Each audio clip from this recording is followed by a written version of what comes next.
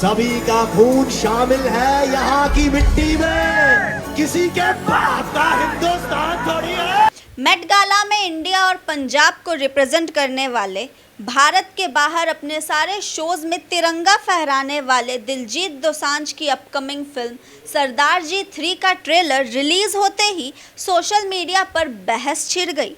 और इसके पीछे की वजह है फिल्म में पाकिस्तानी एक्ट्रेस हानिया आमिर का होना। पहलगाम टेरर अटैक के बदले जब भारत ने ऑपरेशन सिंदूर चलाया तो हानिया समेत कई पाकिस्तानी कलाकारों ने इसकी आलोचना की थी। आज के डेट में बहुत सारे पाकिस्तानी सेलिब्रिटीज़ के सोशल मीडिया हैंडल्स को इंडिया में बैन कर दिया गया है। इसी वजह से इस मूवी को लेकर विवाद खड़ा हुआ है।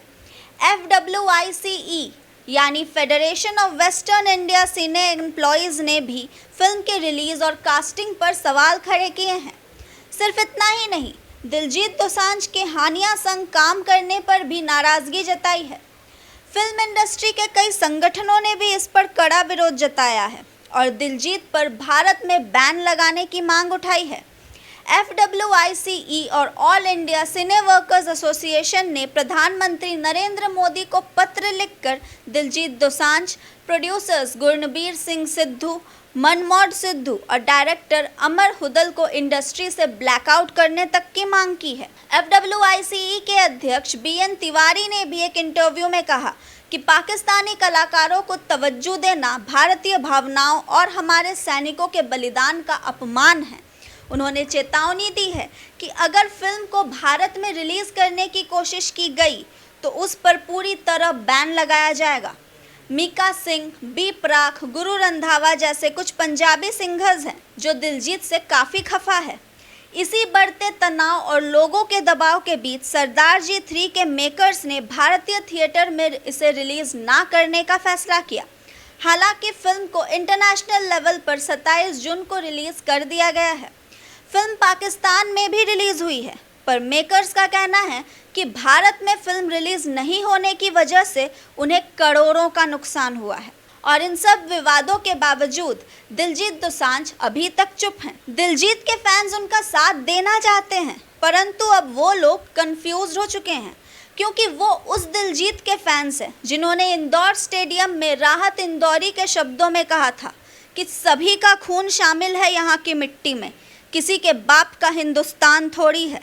अब सवाल यही है कि कला और बिजनेस क्या देश हित से बड़ा है? चाहे संगीत हो, क्रिकेट हो या सिनेमा, हर कोई यही कहता है कि कला किसी बंधन की मोहताज नहीं होती। पर अब जब दुनिया में युद्ध छिड़ा हुआ है और मासूम लोगों की जानें जा रही हैं, अपनों को खोने का जख्म अभी तक नहीं भरा, क्या यह सही समय है ये देखने का कि देश में ये मूवी रिलीज़ हो पा रही है या नहीं? मीका सिंह ने भी कहा है कि अगर दिलजीत ने गलती की है तो हम सब उन्हें माफ़ कर देंगे, पर अगर वो माफ़ी मांग ले तो, और लोगों को बता दे कि फिल्म पहले से ही शूट हो चुकी थी तो सही रहेगा। पहली बात तो दिलजीत को सामने आने की ज़रूरत ही नहीं है, वहाँ पर उनकी पूरी टीम है, वो जवाब दे दें। लेकिन वो भी जवाब नहीं दे रहे हैं, रिप्लाई भी नहीं दे रहे हैं, ना ही पोस्ट को डिलीट किया है, लेकिन उनकी ओर से कुछ भी नहीं है। मैं दिलजीत के अगेंस्ट नहीं हूँ। जब पहलगाम अटैक हुआ था तो हानिया ने अपने देश का सपोर्ट किया था, आप भी करो, देश पहले है। वो पोस्ट तक नहीं डाल रहे, हो सकता है ये पब्लिसिटी स्टंट हो। अब आपको बताते चले कि इन सब के बीच दिलजीत दोसांझ को बॉर्डर 2 से भी निकाल दिया गया है। जी हाँ, रिपोर्ट के मुताबिक क्योंकि ये फिल्म भारतीय सेना पर आधारित है, ऐसे में दिलजीत का इस फिल्म का हिस्सा होना मेकर्स को ठीक नहीं लगा। इसलिए मेकर्स की तरफ से इस पर कोई आधिकारिक बयान सामने नहीं आया है। अब फैंस को जानना है कि दिलजीत पाजी का इन सब में क्या कहना है, क्योंकि शांत रहना दिलजीत की पर्सनालिटी नहीं है। वो कभी भी शांत नहीं रहे, किसान आंदोलन के समय में भी नहीं और पंजाब के समय में भी नहीं।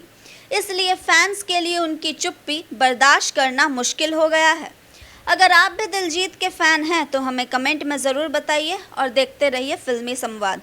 मैं थी तमिश्री, धन्यवाद।